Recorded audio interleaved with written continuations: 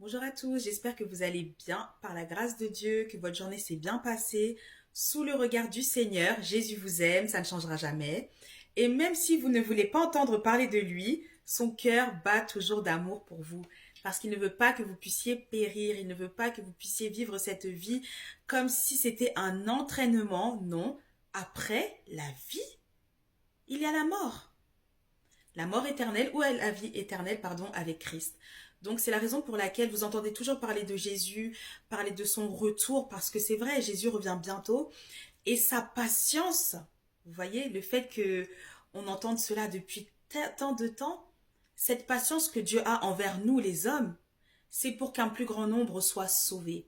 Et le Seigneur dit encore qu'il y a encore beaucoup de demeures dans la maison de mon Père, dans sa maison. Donc vraiment, faites le bon choix. Ne vous laissez pas distraire par l'ennemi, ne le laissez pas vous aveugler et vraiment, je prie dans le nom de Jésus-Christ que le Seigneur puisse ôter le voile qui est posé sur vos cœurs, qui est posé sur vos yeux, qui vous empêche de voir que Jésus-Christ est Seigneur. Mais oui, c'est vrai, c'est le Saint-Esprit qui convainc. Nous, nous annonçons Christ. On parle de notre foi, on parle de Jésus autour de nous. On prie pour les malades. Nous voyons les malades guéris. Nous voyons Dieu faire des miracles dans les vies. Mais c'est Dieu qui convainc les cœurs. Et c'est vrai que dans le nom de Jésus-Christ, on peut faire tellement de choses. Nous avons la victoire sur tous les combats qui se présentent à nous. Même quand on pense qu'on a perdu, nous avons la victoire. Donc vraiment, ne laissez pas le diable vous blaguer, ne le laissez pas vous avoir. Vous avez tous une destinée glorieuse avec le Seigneur Jésus-Christ. Donc vraiment, faites le bon choix. Faites le bon choix, vraiment. Jésus-Christ a donné sa vie sur la croix pour vous afin que vous puissiez être sauvés, afin que vous puissiez avoir le droit de dire non au péché, de dire non aux oppressions, de dire non à la maladie. Ça, c'est l'autorité que Dieu nous donne, à nous les enfants de Dieu. Il nous donne encore plus son Saint-Esprit, l'autre consolateur dont le Seigneur Jésus parlait à ses disciples. Il parle, il vit, il est Dieu, il est merveilleux, il est extraordinaire. Et malheureusement, même chez les chrétiens, tout le monde n'a pas compris cela. Mais quand on a accepté Jésus-Christ comme son Seigneur et son Sauveur, et que nous marchons par l'Esprit de Dieu, que nous ne pratiquons pas le péché, alors ça oui, hein, le royaume des cieux est pour nous. Et nous sommes enfants de Dieu.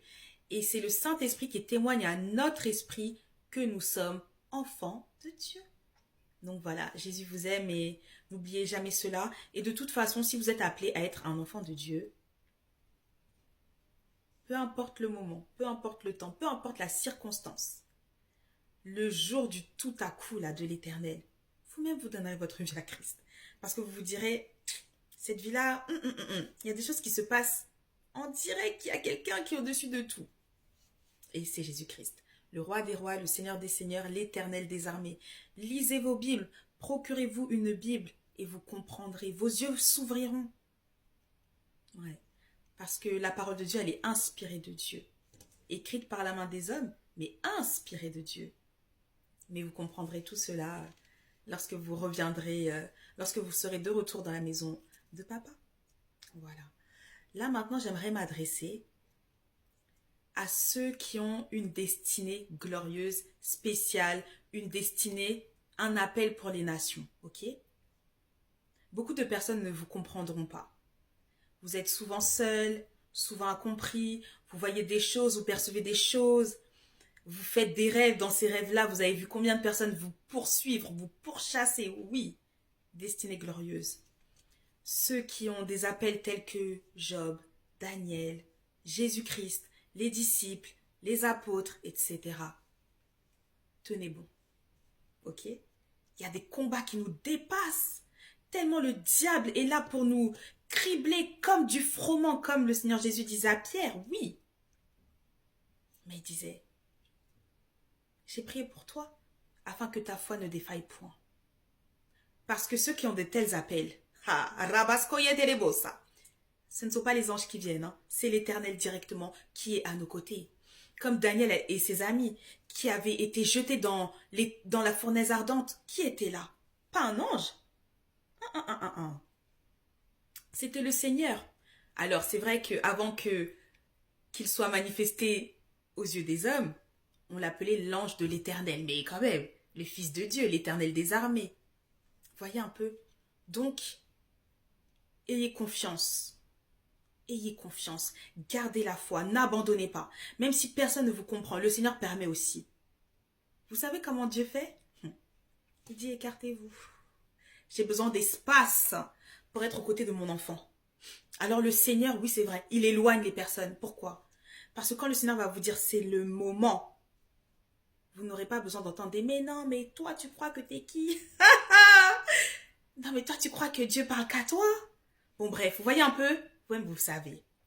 Ce n'est pas pour rien. Et aussi pour que vous puissiez être aiguisé dans la fournaise, aiguisé dans le désert, aiguisé dans les épreuves. Comme David. La destinée de David était tellement grande, du roi David. Dans le secret, il avait combattu qui? L'ours, le lion. Pour qu'il puisse combattre Goliath. Mais Goliath, ce n'était même pas la fin. C'était le début. Seigneur, voilà.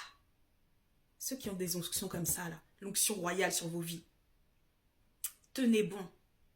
Ne désespérez pas. L'Éternel est avec vous et l'Éternel est pour vous. Il est fidèle. Il est tellement fidèle et il vous aime. Et il va vous équiper, il va vous aiguiser, il va vous armer pour que vous puissiez, tenir face à tous les assauts du diable. Parce que oui, beaucoup ne comprendront pas les combats que vous avez. Pourquoi? Seul un lion peut comprendre un lion. C'est la vérité. C'est la vérité. Lorsque les pharisiens voyaient Jésus, en fait, ils se disaient, mais attends, lui quand même. Il pense qu'il est qui? Et en plus, il dit que c'est le Fils de Dieu, pardon. Et puis il dit qu'avant qu'Abraham fut, je suis, pardon, comme je suis là, El Shaddai. Oui, voilà. Toujours incompris. Mais il y en a beaucoup qui ont compris. Quand ils disent non, non, non, lui c'est le Fils de Dieu. Hein. Il parle comme ayant autorité. En fait, il parle comme si c'était Dieu, parce qu'il savait qu'il était Dieu. Mais il ne disait pas ses secrets à tout le monde. D'autres disaient qu'il était prophète. Oui, c'était aussi un prophète. Mais il est plus qu'un prophète. Voyez un peu. Donc, en fait, notre connaissance de Jésus-Christ dépendra de la hauteur de ton appel. Ce n'est pas de l'orgueil. C'est juste la réalité de ta vie. Pourquoi est-ce que Paul était capable de dire que lui aussi il était apôtre de Jésus-Christ? Il a vu Jésus. Jésus l'a appelé comme les apôtres, tout simplement. En vrai, c'est ça qui distingue. Une personne qui est appelée pour les nations. Même si tu peux voir les anges de Dieu, oui, mais tu verras Jésus. Jésus te parlera.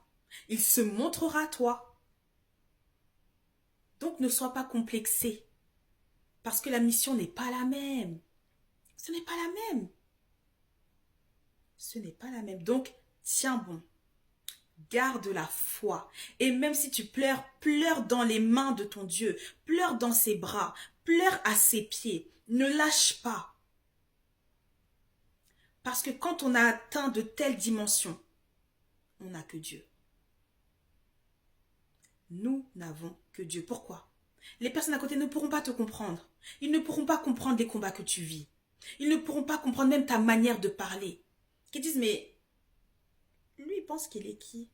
C'est pas il pense qu'il est qui. C'est parce que le Seigneur dit que quand on est enfant de Dieu, le Saint-Esprit vient habiter en nous.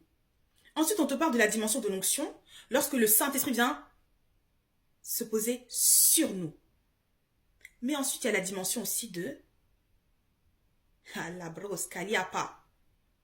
Que c'est le Saint-Esprit qui parle à travers toi. Tout simplement. Regardez ce qui s'est passé pour Ananias et Saphira.